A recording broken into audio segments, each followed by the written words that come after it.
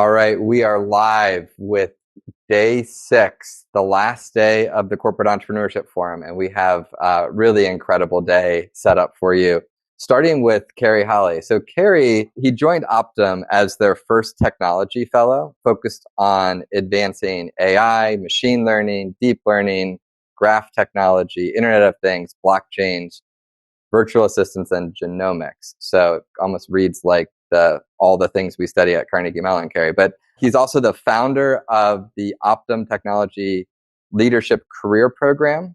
And really, I think what he's done is he came from, right before he was the CTO of analytics and automation at Cisco, but spent a lot of his time at IBM as a fellow and a master inventor there. And so I think a lot of what he's done is sort of brought some of those things that he learned from those experiences to Optum and help them continue to develop their talent with things like their TLCP program.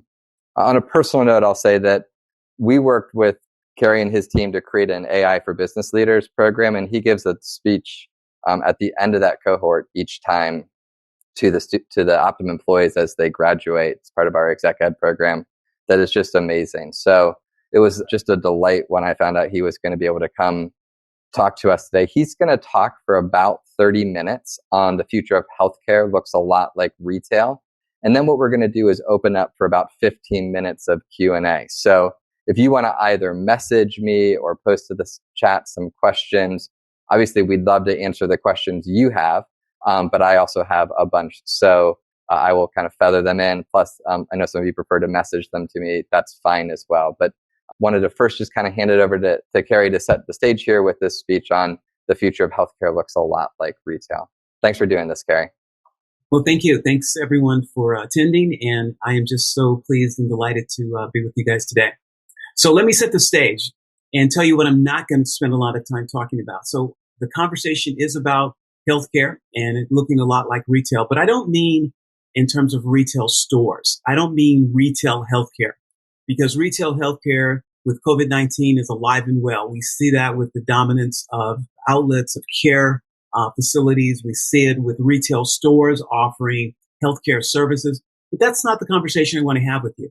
What I really want to talk to you about when I say retail is some specific trends that are occurring in the industry that's making healthcare experiences, services, products look more like what we see when we do retail.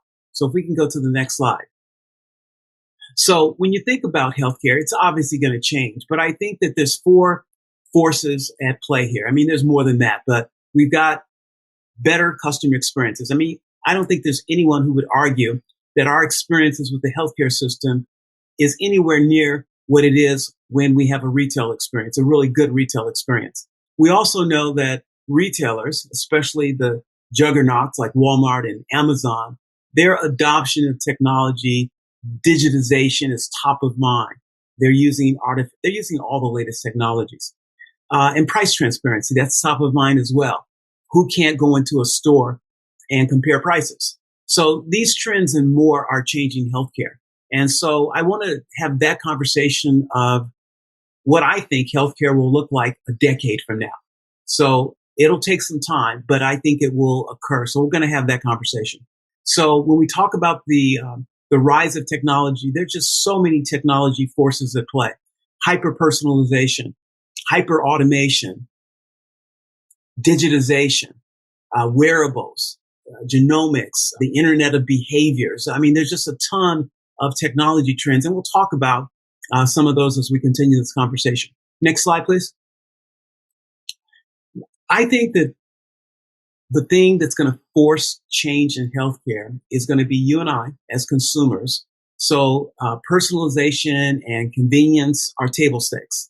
We're going to demand it. It's, we're convenience hungry customers. But the other thing that's happening is big tech. Big tech is eyeing a tremendous revenue opportunity. Some have quoted it as in excess of $5 trillion. And we're already seeing this with each of these companies and the forays they've made into the healthcare field. And then we've got others. We've got AT&T. We've got GE. We've got a ton of companies who are also moving or trying to move aggressively in that space. And of course, we've got the healthcare incumbents. My company, Optum, we've got Humana, we've got Aetna, we've got Kaiser. So there's a big rush for everyone to get to that quadrant. But what is that quadrant? It's not just about money. It's about creating a better healthcare system. It's about creating real-time healthcare. It's about price transparency. It's about moving from what many describe as a sick care system to a healthcare system. And we're on the verge of being able to actually realize this. So let's dig in deeper. Next slide, please. But a general purpose technology is a technology that has the following attributes that you see reflected on the left. It's a technology that changes economies. It changes the way we live, work, and play. It's pervasive. It's ubiquitous. It has many different uses. Some we can imagine, some that we cannot. It spawns other innovations. It's a building block. It's disruptive, and it's recognizable as a generic technology. So I've listed a few here. These are not a complete list of emerging or general purpose technologies, but I know you guys have heard a lot about artificial intelligence, but I just wanted to emphasize that it truly is a general purpose technology. And that means what we see today is not what we're going to see tomorrow. The growth that's occurring with these GPTs is just enormous. So that was the message here, is that this is a pervasive, ubiquitous, game-changing technology, and it will advance and grow. I mean, think about the personal computer. That was, or rather the computer itself, that was a GPT, and its impact on society has been enormous. I remember a time when there were no personal computers. Now, who doesn't have a personal computer? My 7-year-old, when I refer to her iPad that she uses as a computer, says, no, Dad, this isn't a computer. This is an iPad. And what's the point I'm making is that we have computer chips in our watches. We have them in our wearables. We have them in all sorts of things, but we don't recognize these things that are getting smarter as computers. This is the impact of a GPT. That same kind of impact will be felt with artificial intelligence. It will be the catalyst for making things smarter. I want to bring to your attention what I believe is happening right now. Now, let's take a quick history lesson, and we'll do this really quickly. But there was a time, and I'll age myself by telling you that I was a part of this computing era, which still remains today. But there was a time when the only way you had access to a computer is if you worked for or with a big company. We called that enterprise computing, mainframe computing. But that was when we had mini computers. That was when a bunch of the tech giants, the Univacs, the Burrows, the Tandems, the Decks. I mean, have you guys even heard of these companies today? But those companies reflect an era of computing which was not personalized. It was workforce. It was enterprise. It was big systems. This is where we built many of the systems that live today. Online banking systems, point of sale systems, airline reservation systems. These are all built, and even today, 30, 40, 50 years later, they still survive. But another computing era emerged that sits on top of that era, but is more expansive. And that's the personal computing era. That's an era that most of you were born into. That computing era is one that we live and breathe today. And we know it by the use of Windows, the use of Macs, personal computing. You and I, a kid, a 7-year-old, a 5-year-old, can use a computer, can have their own personal computer, can write software. But what I want to emphasize is that those computing eras will remain, but a new computing era is upon us, which will fundamentally change healthcare. It will make computers invisible. It will make computers contextual.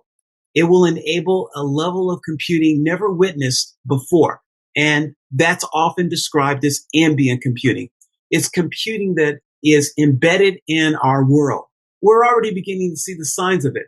Those of you who use Cortana or Siri or Alexa, you're beginning to see these with these speaker series, a voice as the normal, natural user interface. But that's not the only user interface that's becoming ubiquitous. We're seeing it with biometrics. We're seeing it with voice. We're seeing it with all sorts of behaviors. The message I'm trying to emphasize is that ambient computing is a new computing era. Think about the world of healthcare in the future, of what it can be and what it will be. let's say I heard this story, and I'm not a medical doctor, so bear that in mind. But I heard this story about a COVID-19 condition where a patient was in the ICU and they had COVID-19, and the practicing nurse knew that doing a certain procedure could result, in her opinion, in a probability of death of 99% or greater. The doctor disagreed, and the doctor proceeded to do what she advised the doctor not to do. And unfortunately, death did occur in this particular instant. But how could AI have prevented that? Well, AI could have prevented that in a number of ways. In this particular case, it was actually moving, a device off the wall. We could have detected that. We could have detected that you're doing this action of moving this defibrillator off the wall, and you're about to administer it to a patient with COVID-19 diagnostics, and that we could say to the doctor, maybe it's a piece in their ear or whatever, we could say to that doctor, evidence today tells us that the action that you're about to take will result in a 99% probability of death. I know that's an extreme case, but we can do more than that. Think about our homes. Our homes can have sensors. They can have sensors that are not cameras, but they can have cameras as well. But with these sensors, we can detect movement. We can detect if you've eaten. We can detect if you've gone to the bathroom. We can detect if you've gotten out of bed. And what does that tell us? It tells us an enormous amount of data. We know with respect to some individuals with cardiovascular illness that if they have a weight gain in a certain window of time, like within 24 hours, they gain 5 pounds, we know that there's going to be a heart attack imminent. These are the kinds of things that we can do with ambient computing. We can put intelligent devices in the home. They are invisible. They're part of your everyday life. And we can actually take action. We can do things like detect the fact that you're not taking your medication. And maybe we can remind you to take your medication in a way that actually changes your behavior, incents your behavior. This is ambient computing. Ambient computing is invisible computing, computing that's embedded in our world. And we use natural interfaces, the way you and I talk to each other. That's the way we should be able to talk to computing now and in the future, using our voice. Now, this has got a lot of more work ahead of us to have conversational AI, but we're at the cusp of being able to do this. Next slide, please.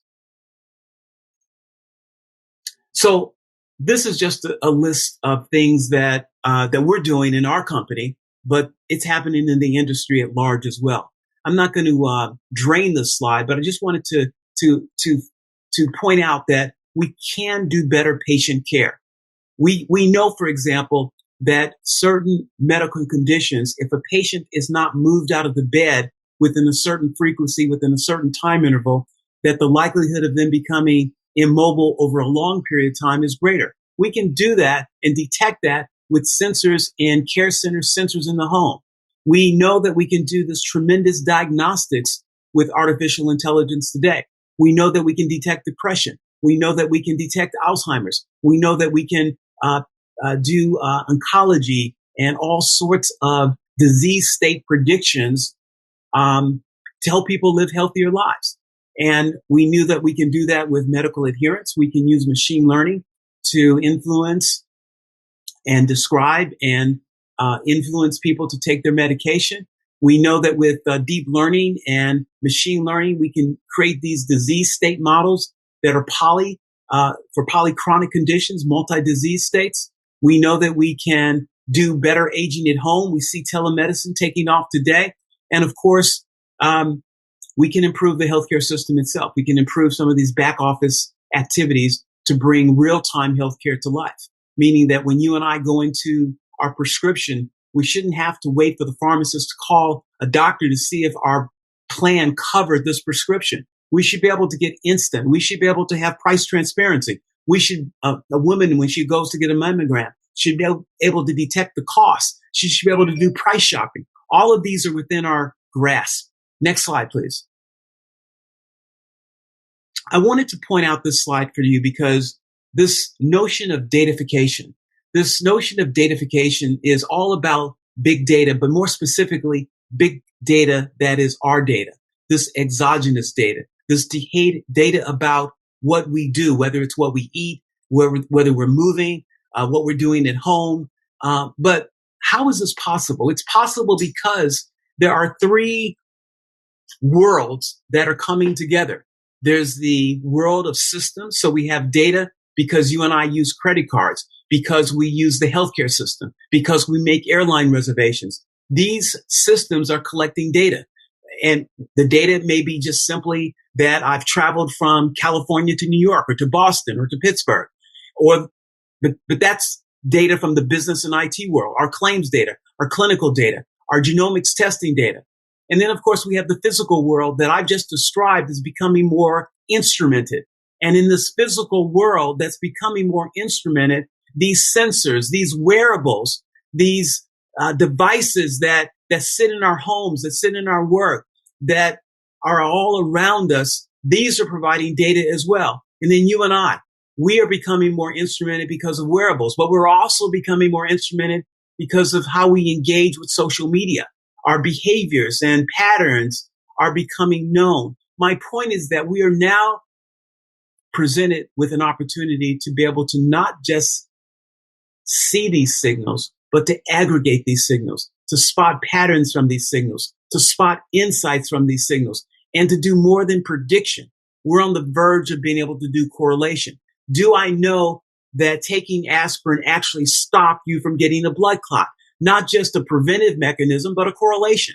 Not just a correlation, rather, but a causation. We're on the verge of being able to do this. So what I mean by datification of people is that the amount of data being generated by you and I, because of our interplay with any of these three worlds, is rising. And now our ability to make sense of this, to make people live a healthier life, is actually upon us. We'll come back to this notion in a moment.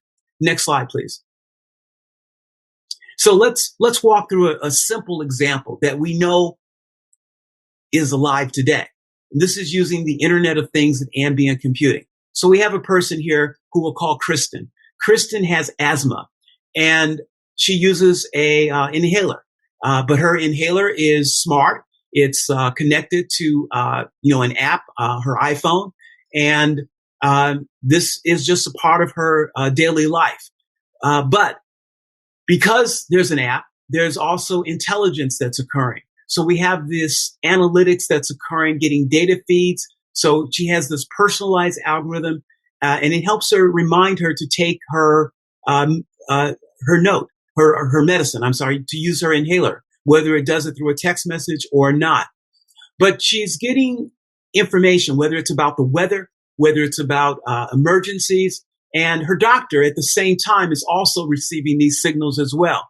She uses telemedicine or she consults with the doctor. But the point is that this is a scenario which is easy to understand, that we could have drawn the scenario with diabetes as well, where using a wearable helps with continuous care, helps get her out of this episodic world of events and so forth.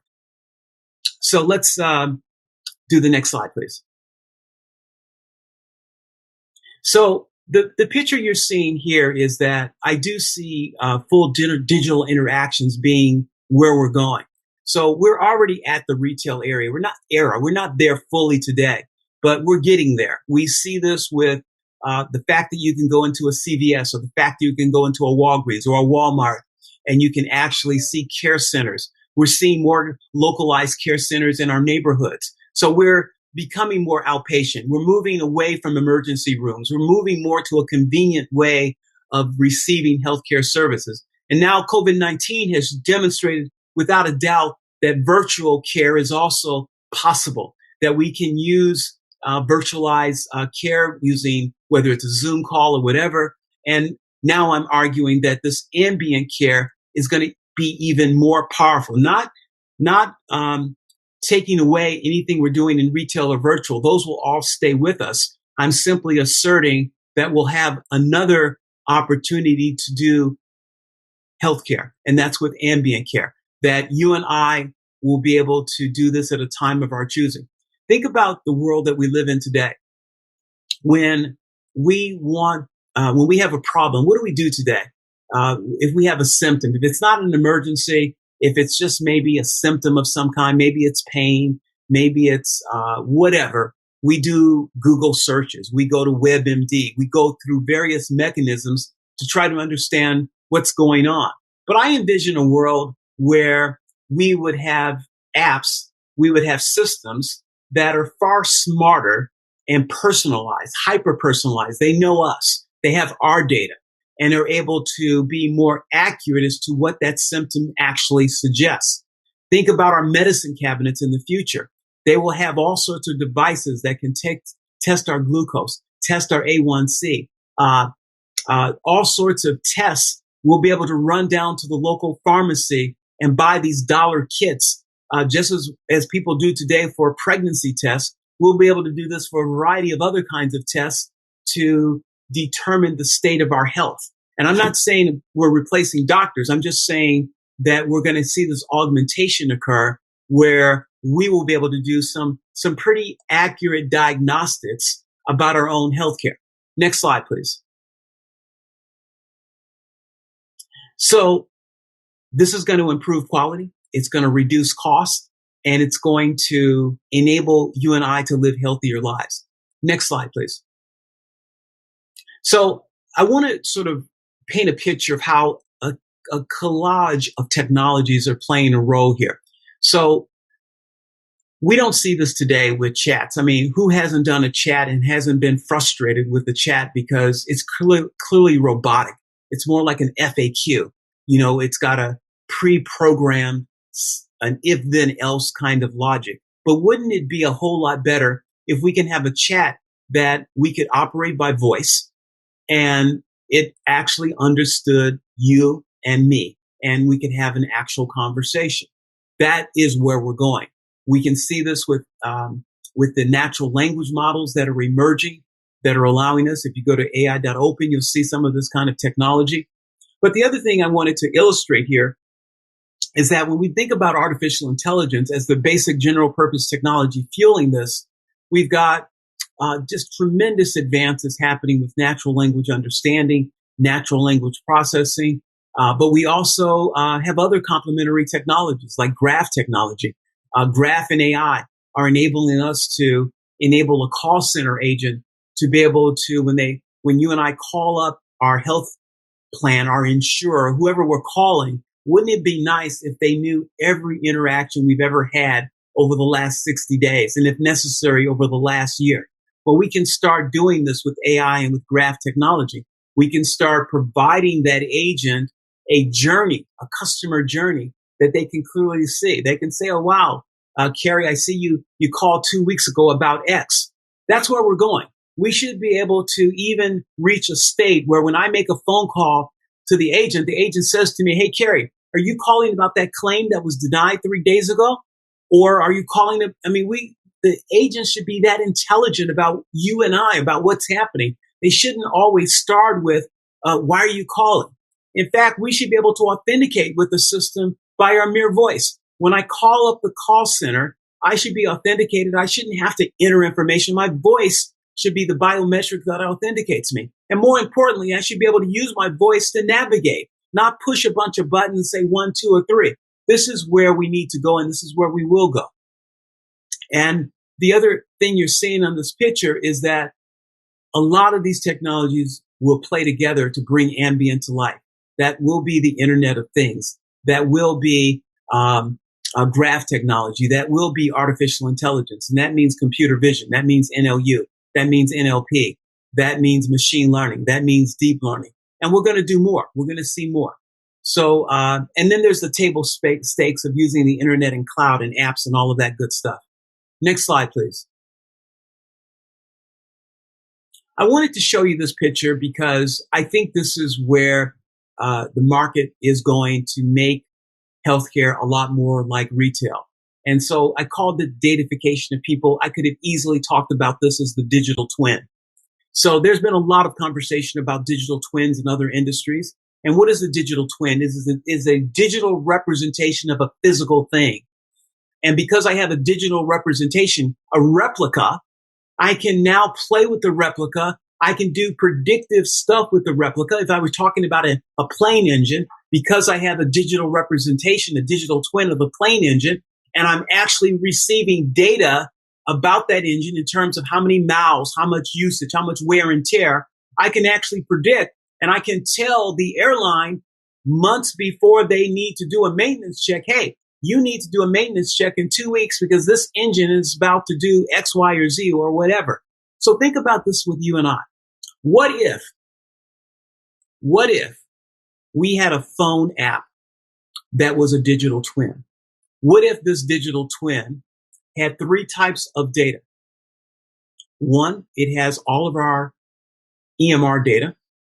So whenever we've gone to the doctor, it's got our data, our clinical data. It's got our claims data. It's got our prescription data. And then because we've opted in, because we've decided to do genomic testing, it has our genomic data.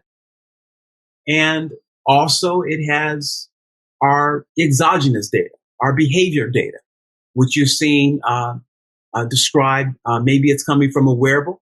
Maybe it's coming from an edge device, a sensor sitting in my home.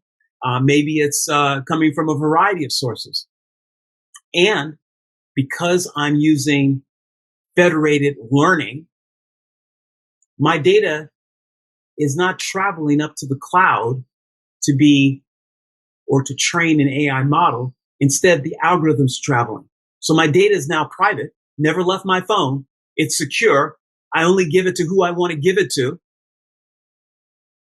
And now I have this app sitting on my phone, and I can move a slider bar or whatever nifty tool of choice. But I can move this bar and say, you know, I'm 27 years old. I wish I were 27, but let's say I'm 27 years old. And I want to know, what am I going to look like when I'm 60? Maybe that's too far in the future. So maybe I'm 27 and I want to know what I'm going to look like at 30. And it comes back and says, you know, we see your A1C is high. We see your glucose is high. We predict you're going to be a diabetic, type 2 diabetic in 12 months. Maybe that'll prompt me to take action. If I had a digital twin, which I could use to see, just as we do with an engine, if I could use it to see the wear and tear on my body, because I'm collecting all of this data, my weight, my clinical data, my genomics data, what if the digital twin could help, and it can, help me live a healthier life? It could help me see things that I can't see so that I can engage with the healthcare system in a better way, so that I can engage with my own life in a better way to live a more healthy life.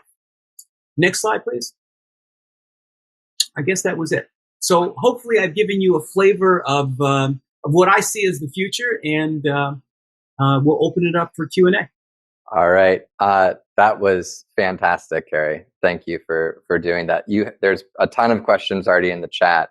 A couple of them you actually answered as you were going through the presentation as well, which I think is always the sign of a good talk as well. But I'm going to go back through the top and hit some of the ones that I think are still open. So when you were talking about the being in the operating room and the insight being delivered, one of the participants said, well, the issue with that is not lack of evidence or data. It's having the clinicians digest it within their existing workflows.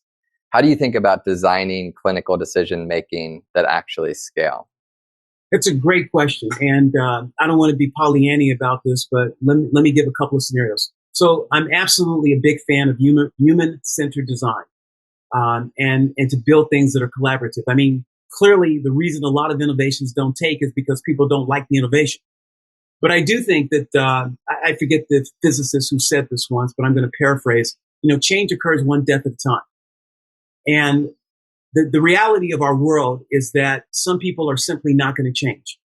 So change in some cases has to be forced, but I'm not suggesting that we force technology down people's throats. But what I am suggesting, so let's talk about workflow. Let's be more specific. So let me give a couple examples. So in the example I just gave, this is the future I envision, is that the doctor is sitting in that room with a patient. But what we're trying to do is give that doctor the knowledge of 1,000,000 doctors so that that doctor doesn't have to be an expert. So it's always going to be the doctor's choice. I do not suggest that we give autonomy to AI. But what I am suggesting is that I don't think I've interfered with the workflow by simply having an intelligent system that sits invisible in that room and simply because of an earpiece says to the doctor, hey, before you do X, know Y. Very succinct, very quick. The doctor can choose to ignore it, but at least they made a conscious choice. At least they have the evidence. And I don't think that interferes with their workflow. Let's give another example. This example is actually profiled in Digital Doctor, a book by Robert Watcher. So if you read that book, he has a brilliant use case where he describes a medical mistake and he looks at it through the lens of every stakeholder, the primary care physician, the pharmacist, the mother, the patient, and what went wrong along each way. At the end of the day, you have a system where the doctor is getting just tons of alarms. That's current workflow. I think that's broken. I think that in this particular instance, I won't bore you with the whole use case here, but in this particular instance, if the AI had been able, which it could, been in play to simply say in the EMR system, no, that why flash lights to say overdose? Maybe you should flash lights to say death is imminent. Maybe it should do more than flashlights. I'm just saying we can do this in the existing workflows. I'm not suggesting it doesn't have a lot of hard work ahead of us to do this, but I hope I answered your question. Yeah, I think that was great. You got into this a little bit later, but I still think it would be great to just put when you talked about datification of people, but I still think it kind of fit in here as well. You know, somebody else followed up on that and said, well, what about just pushing that decision making, the sort of next best action into the hands of the consumers or patients or members, depending on the sort of descriptor you want, but put to the end consumer, I guess, if you will. Well, actually, I think that's where we need to go. However, I say that with the caveat, I don't think we want you and I to be making certain healthcare decisions. So I have some relatives who have, John Ritter died of a particular medical condition, and they have the same medical condition. You know, in some cases, if you've got a medical emergency, you got to call 911. I don't think you ought to be, pulling up your app and asking going questions. to WebMD, yeah, going to WebMD or using your digital twin. You got to call 911. So there's a fine line here, but I do think there's a lot of conditions where we could, in fact, use a intelligent app to whether it's checking our breath to see that your breath has a fruity smell. I think you have diabetes, but I do think there are conditions. There's a ton of disease states where we can do just that, where we don't have to immediately go to the doctor, that we can use this intelligent retail devices to be able to diagnose ourselves and be more intelligent when we talk with the doctor. Awesome. There were a number of questions around the data and the datification of people. One came from Steve Franco. He said, around this smart inhaler concept, who would own and manage the data there? It's a good question. I think it could vary. I think fundamentally, you and your clinician, you and your primary care physician will primarily make that decision. So I think in that case, it's both of you.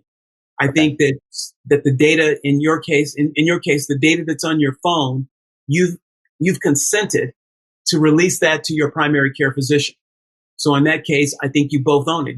If you've opted into some of these programs like what Apple offers, you might have 3 parties that now have access to the data. I think ultimately you have to give away your ownership rights, but you've given usage rights to other parties. And then another question on the data would be, if the user data is not going to the cloud, how does the ML system get trained? Well, this is and I encourage you to explore federated learning. So this is an emerging discipline of artificial intelligence called federated learning. So what it does is it literally keeps the data on the device, on the mobile phone, and the algorithm is traveling with some embeddings to actually do the training. So your privacy has been retained, although there's some elements, arguably, of data that's moving, but it's not data that uniquely identifies anything about you. Awesome. Okay, last data privacy question to get through all these. But Professor Sue Cohen wants to know, will the models of keeping our data private be a battle? Do you think many businesses benefit from our data being in the cloud? Maybe the starting point is different in healthcare. I think there's a two-part question there. I hope I get it right. I do think that tons of businesses benefit from our data being in the cloud, and I think so do we in some instances. I think that increasingly, I think that you and I will want, if we could, to have especially healthcare data and other kinds of data. I think we'd love to have it privatized and secure. So I think both worlds are good. I do think that I'm okay with my data being in the cloud if for maybe a couple of reasons. Maybe I'm altruistic and I believe it'll help the general population. But also, if there's a benefit that's going to accrue to me by it being there, that's a good reason for me to do it as well. Whether it's just simple backup. Sure. So I think we've beat the data thing to a pulp, which is good. It's an important thing, and you're at Carnegie Mellon, so people tend to focus on that. But Rick has a good question, which is, how do you think this current COVID crisis is going to influence this path from the current healthcare environment to more of a retail-like one? Oh, that's a great question. All of these are great questions. I think the COVID we already know it's doing the following. I mean, this, to me, it brings back memories of my days in banking when we were thinking about how to get people to use ATMs. Okay. And now who doesn't use an ATM, right? And now we're in the same place with healthcare. Actually, with COVID-19, everyone is saying, wow, this really works. I can do a Zoom call with my doctor. I can do an on-demand call with my doctor. So I think what COVID-19 has shown us is that we don't have to go to a hospital, or we don't have to go to a care facility for every single thing. And I think pretty soon we're going to see that in some cases, parts of our physical exam don't require us to go into a doctor as well. We already know that that dermatologists are going to be able to use our phones to actually do diagnostics on our body, again, without a phone visit. So the short answer, I think that COVID-19 has accelerated telemedicine. It has accelerated virtualized care. And I think it has shown the vast number of people in our country and the world that this is viable and that we can actually bring care faster and more on demand to a greater populace of people. So I think it's been a tremendous, I have to be careful how I phrase this, but this has been a side benefit of COVID-19. Sure. When I look across our venture portfolio, ed tech and telemedicine, we're seeing the same thing in both those verticals. It's been obviously a tragedy in the greater economy, and in the greater world, but it's been an accelerant for both of those industries for sure. Yeah. So Debbie has a question, which is, do you expect healthcare competitors to succeed with independent efforts to fully digitize healthcare, or do you think there's going to need to be kind of competitors or adjacent companies, payers plus tech companies, for example, to work together for this to succeed? It's a great question. I'm glad you asked it. I think the incumbents are aggressively moving into that quadrant I talked about, where it's digitization, hyper-personalization. But I'll just be blunt. I think they're going to go there dragging and screaming. I think the big tech companies are going to force a change. I think the big tech companies, because they are digital natives, they're not digital immigrants. I think because they are digital natives, they understand consumerization. They understand personalization. They understand hyper automation. They don't have the technical debt of their legacy systems. And I think that they will drive the incumbents to do better. So I think that's where we're going to see. I think the second force at play here is startups. That startups are going to continue to build these fantastic, and they're going to partner with whoever will partner with them, whether it's an incumbent or a big tech company. And then I think thirdly, you and I are going to go to where value is. And if that value is not with an incumbent, they're going to see a declining market share. So I do think that the big tech companies are going to play a huge role because of their democratization of artificial intelligence, because of their partnering and funding of startups. But I do think the incumbents have a huge opportunity to be just as forceful. But I do think it's not going to happen unless these other forces keep pushing. I hope I answered that. You did, and I want to generalize a question from Mark. He had some specific liability questions, but just generally, when you think about this, it feels like there's also regulatory stuff to work out around this. What do you think about the sort of regulatory path around liability, reimbursement, all of that as we move to this future state that you're talking about? Well, I think those are really great concerns. I think some of the challenges we have with price transparency is because of regulatory challenges. Healthcare is just much more complex than retail in terms of products, and a lot of that is because of how the healthcare system is designed. But I do think that this is. I don't see the regulatory challenges as being prohibitors. I do think it will stall how fast we can do real-time healthcare. So we will see real-time healthcare being done in spots, whether it's for benefits, maybe versus claims. But we'll see it gradually get there. But someone's going to create a new paradigm for how we do business. And I think that new paradigm, that's how this question relates to the former question. Yeah. I think that new paradigm is going to come. What's happening today? Great institutions like yourselves, like CMU, are partnering with great big tech companies and partnering with incumbents. But that collaboration has to continue. One thing I forgot to say is I do think the providers are under siege. Providers don't have the financial wherewithal.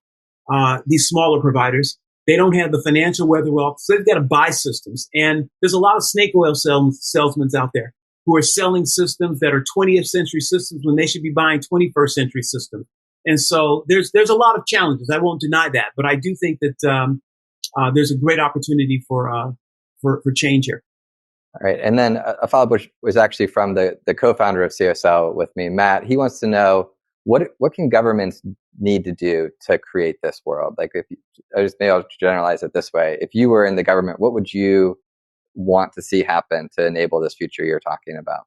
That's a great question. One of the early things I would do is I would sit down with all the big healthcare incumbents, and I would force them to play together. I would force them to use technology like blockchain to do simple things like make sure that we have a single provider directory, make sure that we can have a successful supply chain to ship PPE or whatever equipment needs to be shipped at the right place at the right time. So that would be a simple thing to force collaboration with these companies. And we have the technology today that they can do that. The second thing I would attack is, what do we need to do regulatory wise to force price transparency and to enable real-time healthcare so that you and I have these frictionless experiences? Those would be 3 things I would do. That's awesome.